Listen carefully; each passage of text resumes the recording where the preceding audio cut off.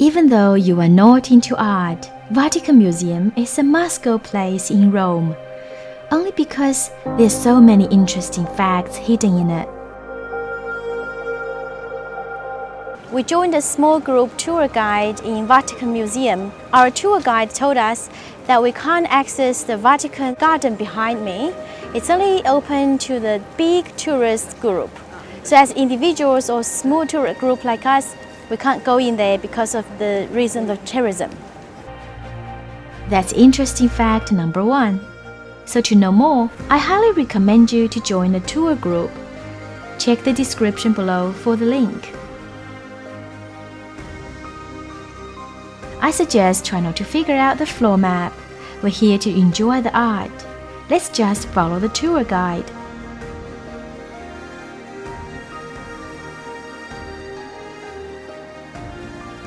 It is as if Jesus has just been taken down from the cross and is now cradled by his beloved mother.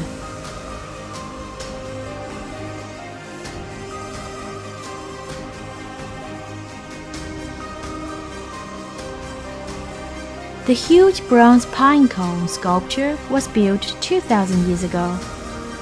To the ancient Romans, Greeks, and Egyptians, the pine cone symbolized immortality.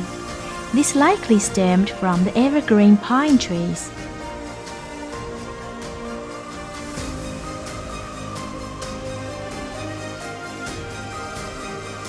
The river god is a marble statue crafted by artists from distinct eras. The head was sculptured approximately 300 to 400 years ago, while the body dates back nearly 2,000 years. But they look like one body.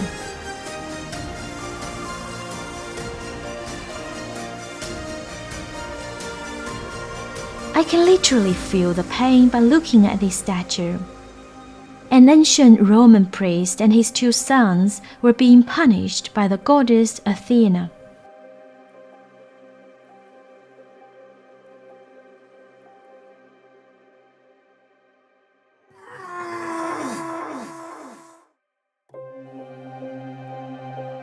It is believed that without this sculpture, crafted nearly 2,000 years ago by an unidentified Roman artist, Michelangelo might not have risen to such artistic greatness.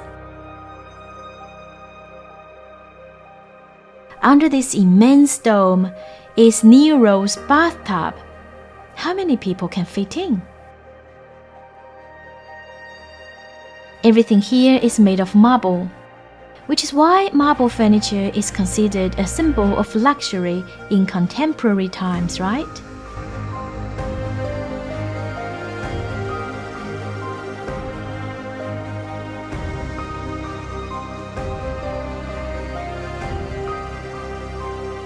Look at him.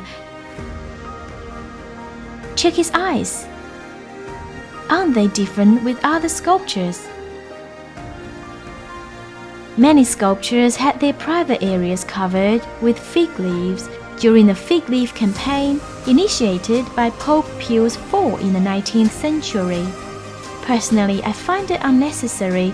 Art should be appreciated as art, unless one chooses to view it differently.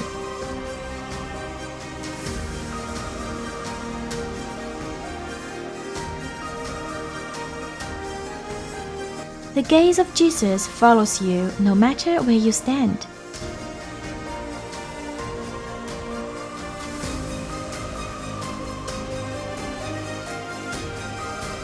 Do you think those are sculptures on the wall?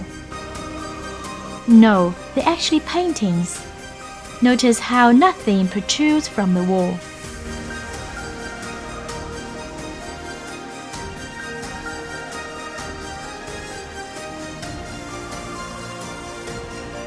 An ancient Roman version of Google Maps. It's an absolute excitement for me to see this famous painting in person.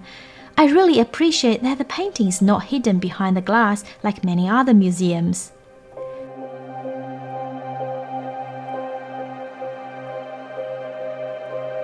We can see the young Raphael himself. It's certainly an advantage for him as a painter of this work. the Plato in the middle who has Leonardo da Vinci's face. The architecture who designed the St. Peter's Basilica seems to be using the compass. The man who is writing wears leather shoes, in contrast to others who are barefoot. His face resembles that of Michelangelo. Has that man reincarnated as the Hollywood actor Stallone?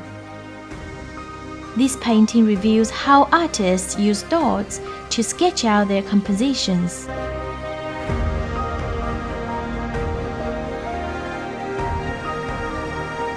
My camera had to turn off before entering the Sistine Chapel. Since loud speech inside the chapel is prohibited, our tour guide explained Michelangelo's frescoes while we were in the pinecone courtyard. In the fresco, we can see the iconic pointing gesture. A corner was deliberately left unrestored to demonstrate the contrast between the pre-restoration and the post-restoration states. In the Last Judgment, also located on the wall in the Sistine Chapel, Michelangelo depicted himself as the flayed skin. Why did he do that? We exit the museum via the Bramante staircase, which is a work of art in itself, completed by the presence of people walking on it.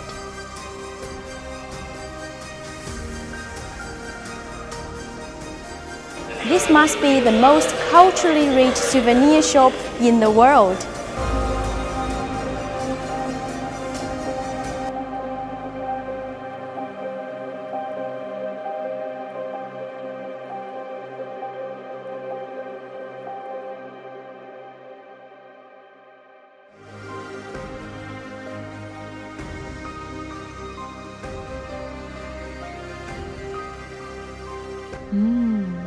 Even if you're not particularly interested in art, you should still dedicate an entire day to visiting the Vatican Museum.